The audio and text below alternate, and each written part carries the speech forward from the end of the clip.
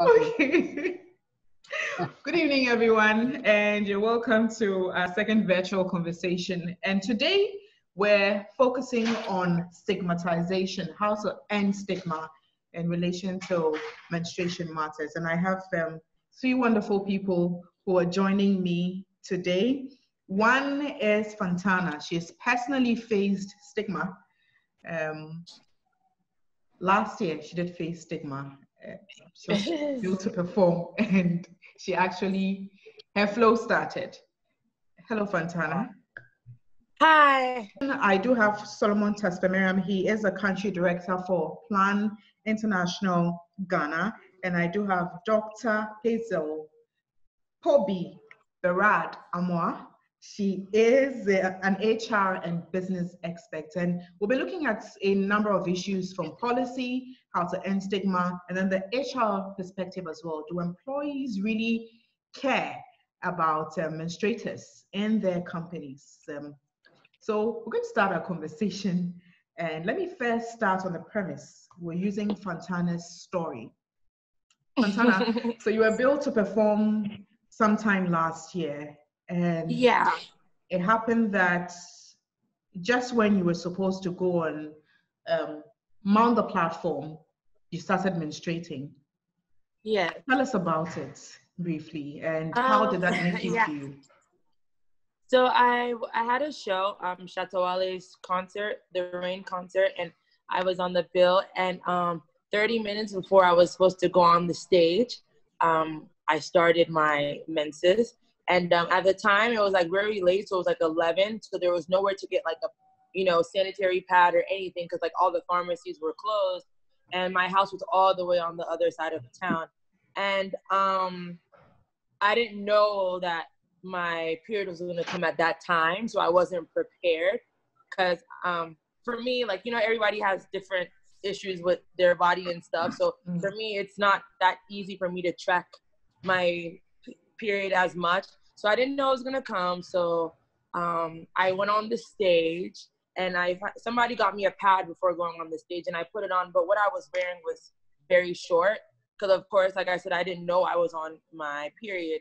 So I went on the stage, and I had the pad on, and as I was performing, the pad started moving, and then it showed. So when I was walking off the stage, everybody saw what happened. Everybody saw that I was on my period, and it was just horrible. Yeah, it was horrible. Yeah.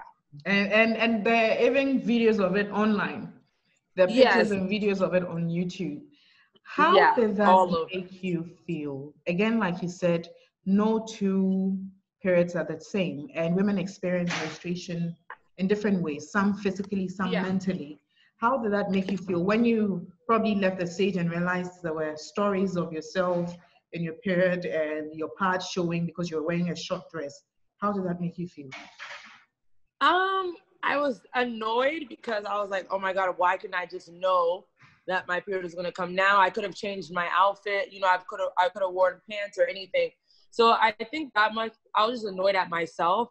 But with it being online and stuff, I was a bit disappointed with the bloggers for even putting that there, because at the end of the day, a period is something that all women go through, and it's natural. So I felt like they could have felt a bit sympathetic, by not posting it. But I think they also felt like I was doing it for attention, because a lot of musicians in this country, they do things for attention. But I think something as personal as a period is not something that I would purposely do for attention. So that was their reasoning on why they posted it all over. So I just got over it. But now it's like I need to be a bit more cautious. Maybe if I'm feeling not myself, or I'm feeling cramps or something, I should just always, as a female, and since I'm a musician, I'm always on the move, I would just keep menstrual pads or tampons in my car wherever I'm going, just in case anything like that happens again. And then to talk about keeping menstrual pads, I always have some in the car. Today, as I speak, just this afternoon, a lady who came to my office, it happened that she didn't know she was in a period as well. So she had to go ask, and then eventually I was in the makeup room. Someone led her there, and then I had to go take some from the car for her. So I think it's very important that you keep an extra on you wherever or whenever Yeah. you find yourself. Now, Doc Amuah, you're also, I'm sure you've also had your fair share of this. Do you have any experiences you would want to share with us? So, as a woman, I haven't been in a position of being stigmatized for bleeding before, fortunately. You know, so Fantana, I really empathize with your situation. I can only imagine, you know, what you have gone through during that period, and even now, the nightmare would give you just having flashbacks of that, you know, situation. Yeah. That even online and all over YouTube. I mean, it's not very pleasant. So personally, I haven't had that experience, but I've witnessed stigmatization of a woman who had menses, and I'll give you the story. It's a bit different from Fantana's case, and we had to approach it from being an HR person, from an HR perspective, and provide support. So Fantana made a very important point about periods, not two periods ever being the same. I would even say that no two periods of any two women are even the same or similar. And women are, or human beings are born and created differently. And from birth, we have different challenges, right? So at the time, there was an employee who had very, very bad odor, body odor, especially around her lower parts, anytime she had her menses. And so the initial, you know, reactions around her was that she wasn't clean, she wasn't tidy, and all of that.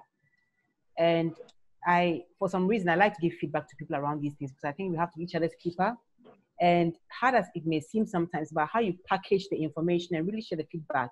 And people are very appreciative if you give them such feedback.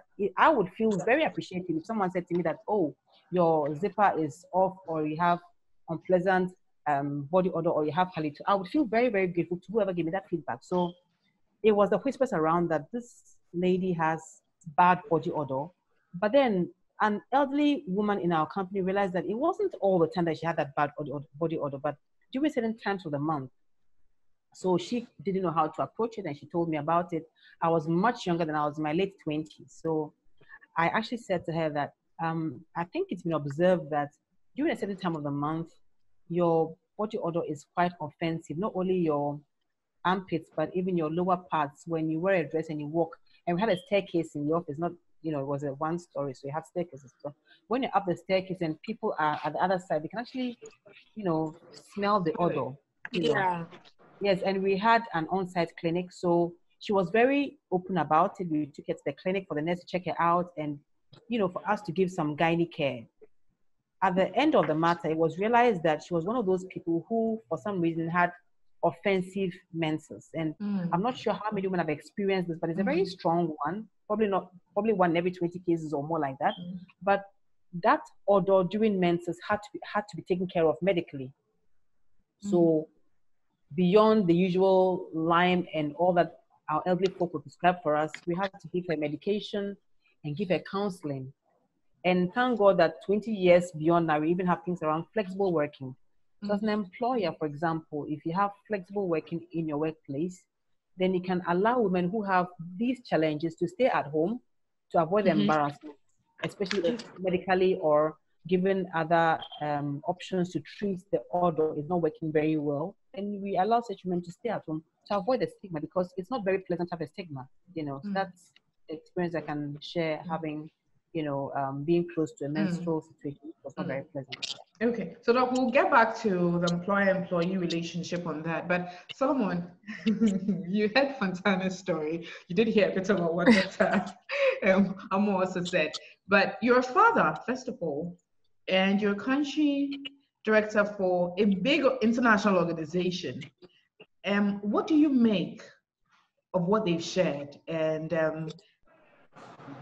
first of all, I would like to really appreciate Fantana's openness about this.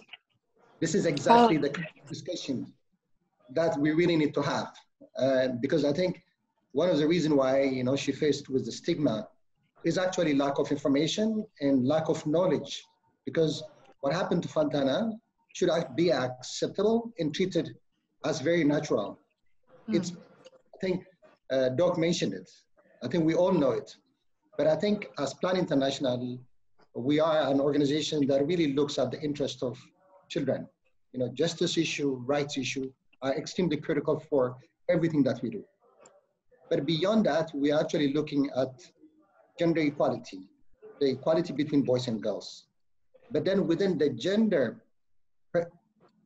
broader gender discussion, we're actually looking at gender issues. You know, some of the issues that we have and that we face, and especially our girls face, is in terms of accessing different rights. The right for medical care, the right for education, and for the right for information. We know, unfortunately, even in the case of Ghana, there is limited information that is provided to girls. And that, what we try to do as Plan International is to start at community level, at house level, so that parents and teachers are able to talk to girls about what happens as they go through certain different stages in their life. Mm. But the stigma is also very closely linked to our cultural norms, to our society as such, and then particularly the fact that we are not engaging men and boys in this discussion. Mm-hmm. We've had an opportunity to engage with the Ghana Blind Union this morning, working with the most disadvantaged girls in our country, both deaf and blind. The stigma that they talked about is that they are actually fearful towards what the society and men and boys are saying about when girls have the period. So it's quite, we look at it broadly. So the fact that we have education, we have schools, when we construct schools, we need to make sure that the schools have proper sanitation services, you know, running waters, where they can have privacy to change their sanitary pads. But then, of course, we also have the so-called period poverty. You know, many girls do not have access to basic hygiene management kits, including sanitary pads. So it's quite broad, but that's really what we are trying to do by looking at the society at large, but investing hugely in education, providing information at national level, including the schools, and by working with relevant partners like yours, Wendy, but also with the Ghana Blind Union and other partners. I mean, both Doc and Fantana could play a significant role by really going out to the communities and informing them that this is basically a natural process that happens also on a monthly basis. So you've said a number of important things, but then again, the conversation still goes back to conversations and engaging people. But even in Fantana's case, when you read online, there were women who were attacking her. There were girls who were attacking her. And they also menstruate. So Fantana, I would also want to find out from you, how did you deal with this? You were angry at yourself. You thought that you should have known better. But even the days when you even track your cycle and something happens, it's either the flow changes and you bleed. Or it doesn't even come and it moves. A lot of things happen. Yeah. How did you deal with this? Did it have a psychological effect on you? How were you able to deal with this? Because it's still on the internet. Yeah. I think it didn't get to me that bad, but the only thing that I was a bit looking at was like the fact that some women were saying negative things. And, you know, we're all women, I'm a woman. And as you know, like a period is not something that is like, you know that if it's going to come in the beginning of the month, it always does. It can change, you know, medication can make it change, hormones, so many things, you know, also getting older as you grow older, because I'm still young, you get what I'm saying. So as time goes on, my period can change. It's not just like, you know, just because it comes in the beginning of the month, it's going to come in the beginning of every single month. And I felt some of them were just teasing me just because they wanted to, but I felt like deep down inside, they knew that it wasn't intentional. Doc, you've touched on workplace employer-employee relationships. In some countries, for instance, it's part of your sick leave as a female. So when you call your office and you say, I'm calling in sick, I'm not feeling too well. You could easily say I'm having cramps and tell your boss that you're having cramps and you won't have a problem. In some institutions, the sanitary pads or other things that could make women who are menstruating or menstruators feel very comfortable. Do you think that in our part of the world, and this is even a global concern, do you think that from the HR perspective, companies even give room for such conversations to happen? And do employees make menstruation a matter of concern or a matter that they think that we should have open conversations about and deal with? Is there enough awareness in companies when it comes to menstruation?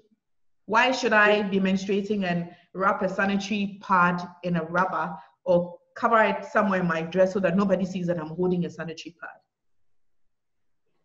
So, great question. And I'm going to continue the discussion in the context of what Solomon shared around education, right? So, let me take it from various institutions in terms of maturity and global practices and local practices. So, if you look at the general landscape of companies across Ghana, for example, across Africa, you have local companies, you have international companies.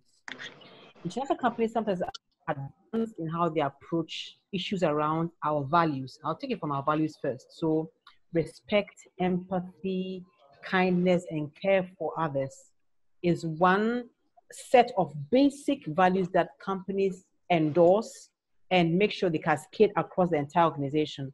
If you respect another person, you have empathy and care for them, when they find themselves in a very unfortunate situation as an employee, whether they're male or female, old or young, there is a way you approach it. So even without company policy, just by having a value system in a certain company, that takes care of itself. That's number one. Number two, we have a lot of issues run around diversity and inclusion.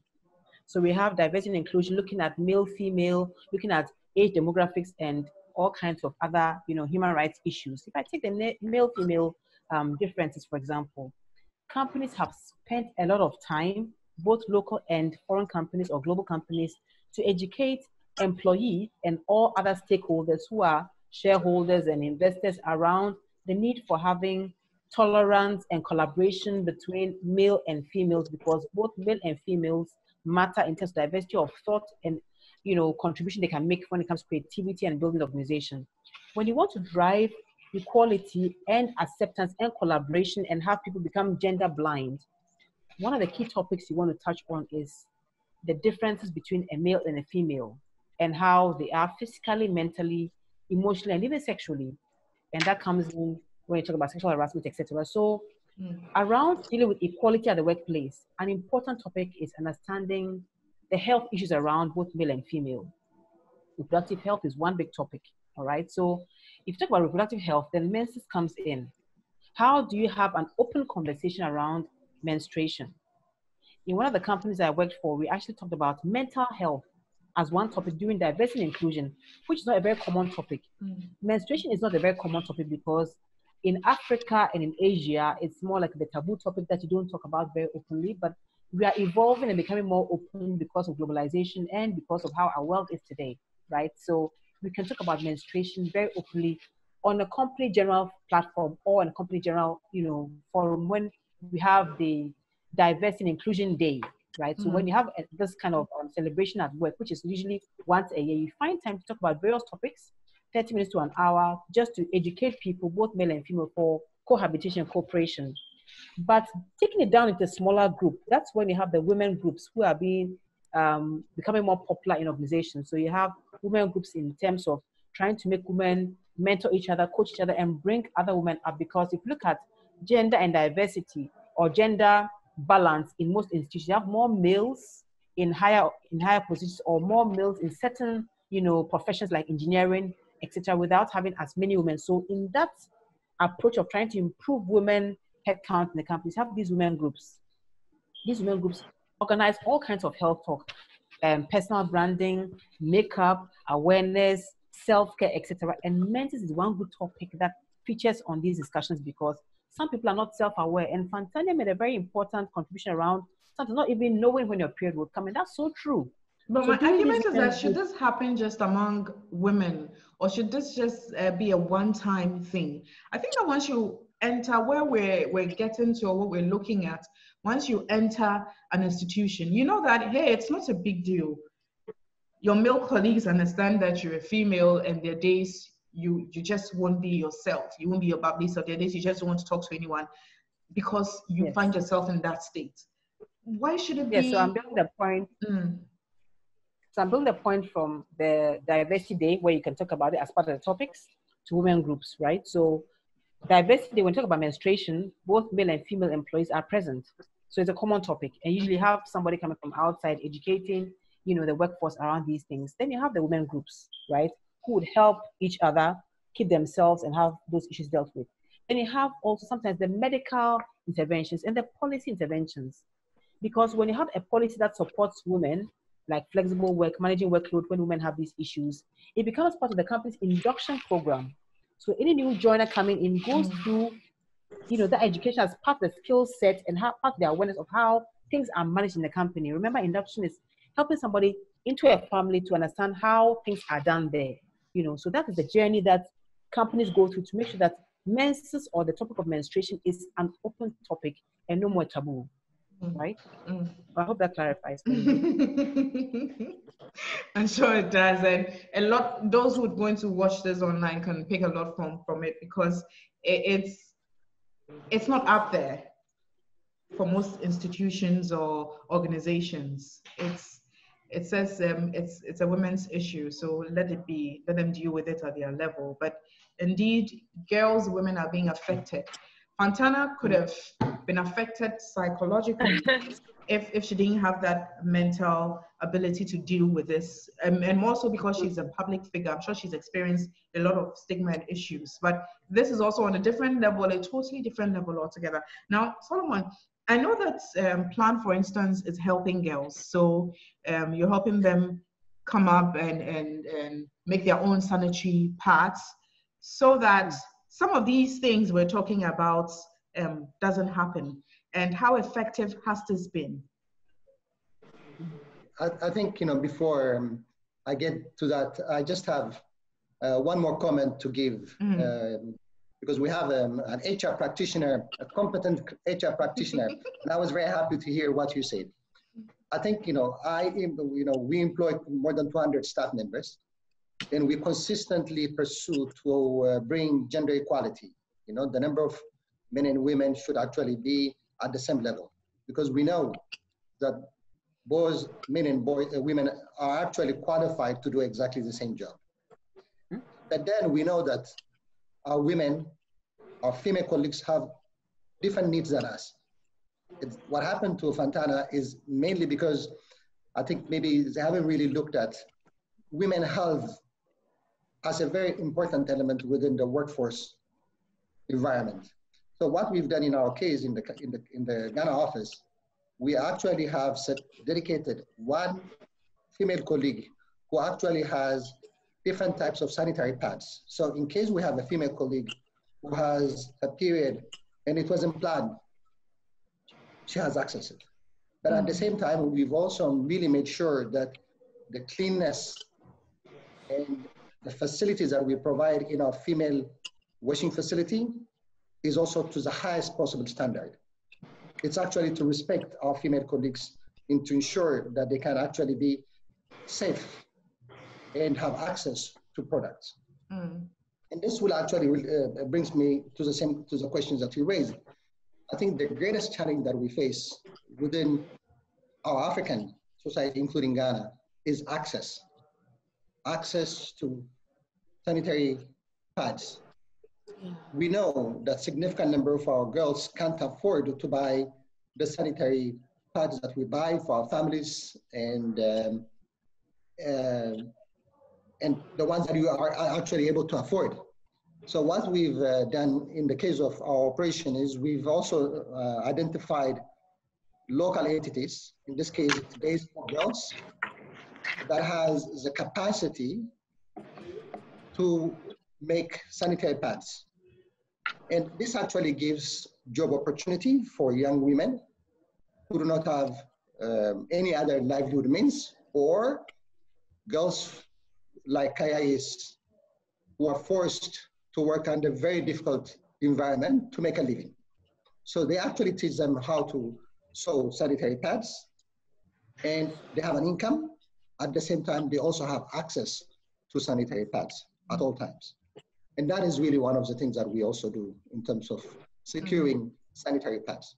But at the same time, I think I would like to use this opportunity not only to the team here, but also to the public in general, that I think Doc mentioned about the taxes and the tariffs on sanitary pads.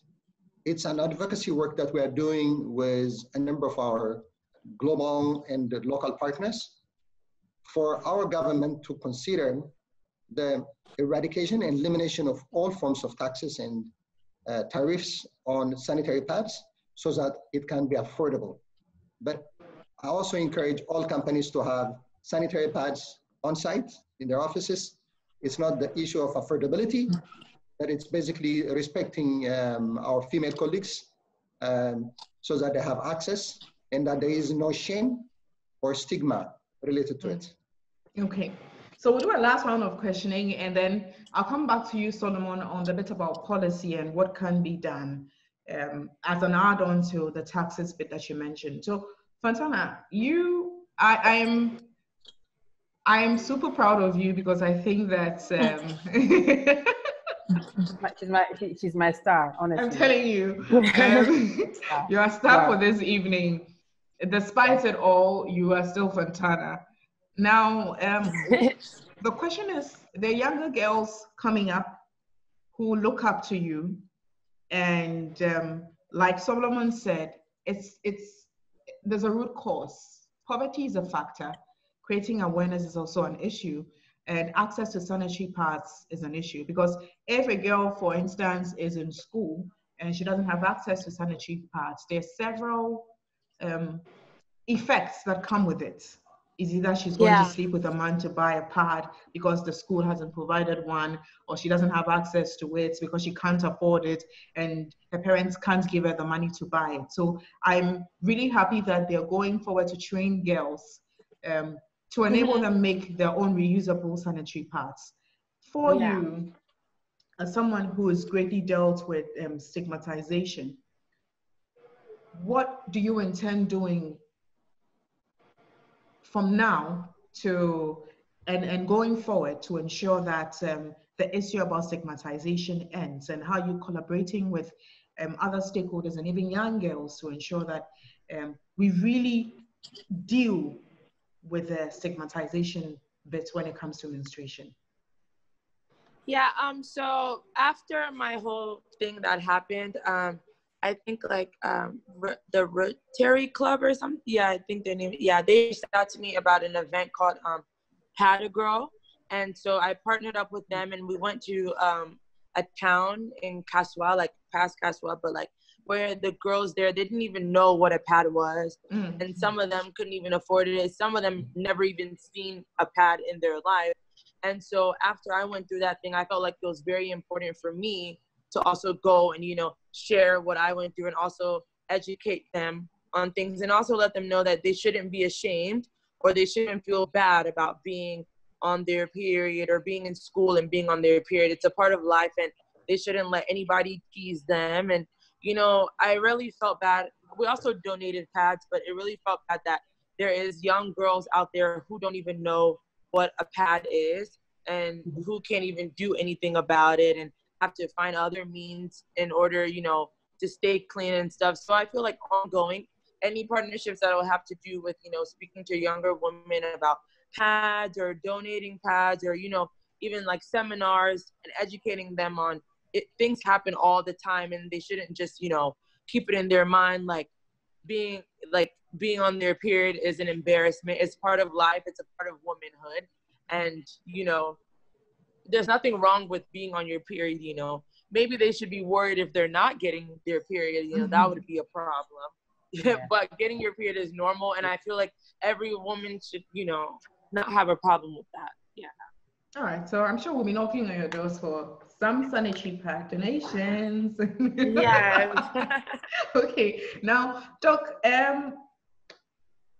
employer-employee relationship going forward, what do we need to do especially also in relation to stigma and how employers can make sure their female employees are comfortable in the offices.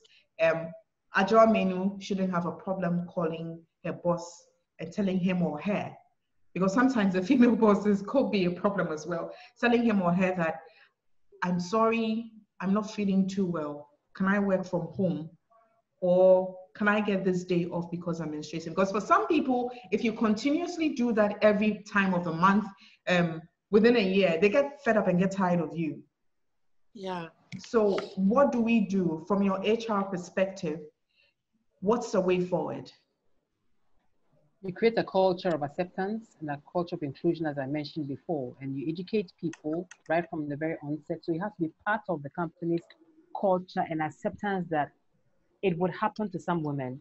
And I don't think that people would deliberately want to stay home when they are very fit and don't have a very heavy flow. I mean, we need to give people some, room for being that credible and having integrity, so we would have the peculiar cases. So it's about creating a culture where employees feel comfortable to talk to the line managers about it, and for line managers to be able to accommodate employees who have such challenges, so that even workload for these peculiar employees, like the Ajwa Menu you just mentioned, I know it's just an example of a name that you just gave.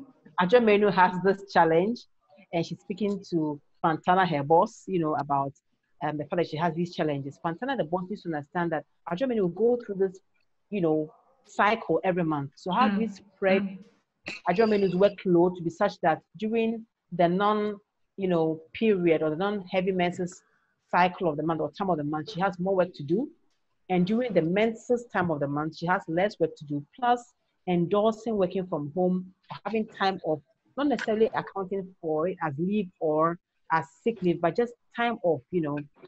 When you have these policies in place, you become an employer of choice. You have employees being loyal to you. You create more, acceptance, and people really feeling free and being very comfortable to be able to work in an organization. Remember, we talk about salary as a very important, item when it comes to people wanting to work for a company, but other things like the culture we work for are very important. I'm sure if you gave somebody a lot of money as salary and they were not happy because they were stigmatized at work for anything, versus giving them a lower salary and having a very comfortable work culture where there's acceptance, they're feeling free and they're happy, they will choose the latter, So it's about creating policy and culture and giving support. And as Solomon said, providing sanitary towels or making them available in the washrooms, or the person keeping them, it's Wendy who keeps the sanitary towels in the office.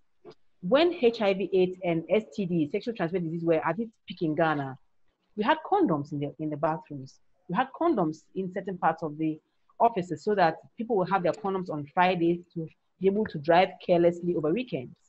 Why can't you have the same thing with, sanitary towels? Because when you have condoms, it's a choice. You decide that you're gonna have sex. But when it comes to having the menses, you don't choose to have your menses, and you don't choose to have a surprise.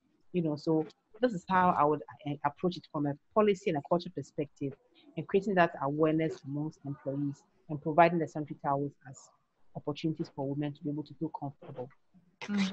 All right, so Solomon, I'm sure you have the last words, but again, adding on to what you shared early on, is there more we can do, and is there more Plan Ghana can do to work with other stakeholders as well to ensure that the lives of young girls and women is as easy and as comfortable as they wish it will be or it should be for them? Yeah, I think, Wendy, it's kind of difficult to say Plan International Ghana as one entity is able to address all issues related to stigma in Ghana. That won't be the case. I think we will win if we work with entities like you, Doc, Fantana, who are open, and then the partners that I've just mentioned. But the other critical partner here is our government, definitely. There is one thing that government can do. So when it comes to policy, we, as Plan International, we really think that education is one of the greatest area that we need to invest. We would like to see as many Ghanaian children being educated, both boys and girls. But in relation to menses, period, we would like our Ministry of Education or government at large to invest in putting up proper infrastructure in all schools in Ghana, where they have a proper washing facility, where they can have privacy. That is really key, because no one else will be able to construct as many and ensuring that there is access to water. But then there is also a very big responsibility that falls on parents and community leaders, and definitely religious leaders. I think it's really important for us to bring the opportunity for teachers and parents, religious leaders, to speak about reproductive health rights. Because at the end of the day, menses period is basically part of reproductive health rights for anyone. Mm-hmm. That is really another major important area. From government perspective, I really feel that the component of taxation and tariff should be considered, because it's only government that can approve that. Plan International, our stakeholders, our partners will never be able to do that. But the other key element, and I'm really sorry to hear about Fantana's case, because many women were harassing you. And I'm very proud that you are able to talk about it. But I think men's involvement is very key, because I think there is limited information and knowledge about women's health broadly. But we can start with period, with just menstruation, where we will have a far better understanding to know that it's actually a natural process, and fathers can start, buying the sanitary pads, and then even at religious and even at community level, including traditional leaders, should openly engage and discuss about it. We've been very successful in the northern part of Ghana through this kind of engagement by openly engaging traditional leaders and traditional leaders to speak about it. So I think having a well-informed decision and information is really key, and it should be part of an ongoing education for both boys and girls, so that girls are not shamed as they have their monthly periods. And that's exactly what's happening, and that's exactly what we're facing across all our program. All right, so let me put you on the spot. I know you have a daughter. Right. And you spoke about fathers buying. You're two, okay. You spoke about fathers buying menstrual pads for them and having conversations. Right. Do you do that? Definitely, I've always done that. Consistently. So, even in cases where, certain types don't exist here, we have family members who live in different places. But of course, that is very unique to us because we have access to it. But I'm really encouraging other fathers and males to do the same. So I think today's conversation has been very eye-opening. It's been very educative, from Fantana's experience to Dr. Amuah's HR perspective to Solomon's policy bit and what is being done and what we can do. And it's all geared towards ending stigma in relation to menstruation matters. We matter, women matter, we all do matter, and we all have to play our role to ensure that what we usually talk about isn't just talk, but becomes a reality. So that'll be all for this session, virtual session. I'm so grateful to you, Solomon, the only man amongst us, 3 females on this bill. We say a very big thank you to you. Solomon Tesfamariam, we're grateful. He is the country director, Plan International Ghana, to Dr. Hazel, Pobee, BERRARD, Amuah, HR, and business expert. We're so grateful for your time and the nuggets of wisdom you also shared with us. To Adiaras Fantana, it's been wonderful having you and being so bold to share your experience with us. I'm sure a lot more young girls can learn from your experience, and we can all learn from your experience and know that we need to end stigma when it comes to matters related to menstruation. Period matters. Women, we all do matter. Thank you so much for your time, and I'm sure we'll have another conversation another time. So see you all. Thank you so much. Bye. Bye.